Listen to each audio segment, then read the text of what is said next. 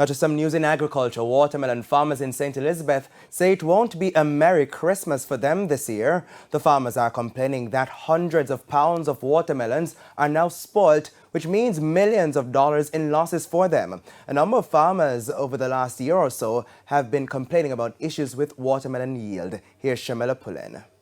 Hundreds of pounds of watermelon in St. Elizabeth have gone bad, and farmers in Flagaman are not happy. In 2022, early in the area, I grew on a Gillas and I dash over 30,000 pounds of melon for gas.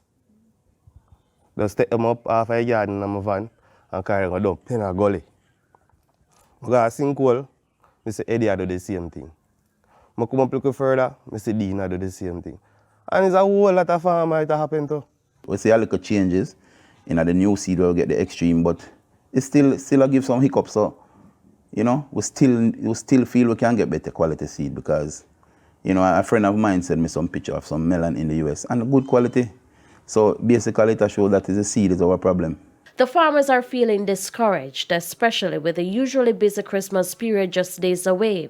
Some are already thinking to give up farming. The fertilizer prices are high, really, really high. And see me as a young farmer, I'm really trying hard. If I'm a father or mother, I'm not gonna have no courage because the farming not give me no courage right now.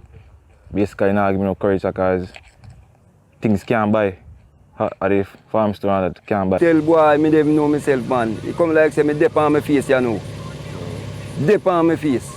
So you don't intend to stop farming now? Well, it's rough, man. If you try this, boy, you like you have to go try to do something else for boy. I'm go farming, we farm over 40 years now. And I tell you, say, boy, it's rough. And the roughest you ever meet. The roughest you ever meet, my brother. The farmers want the government to intervene and assist. So we need some real research to find the real problem at the melon.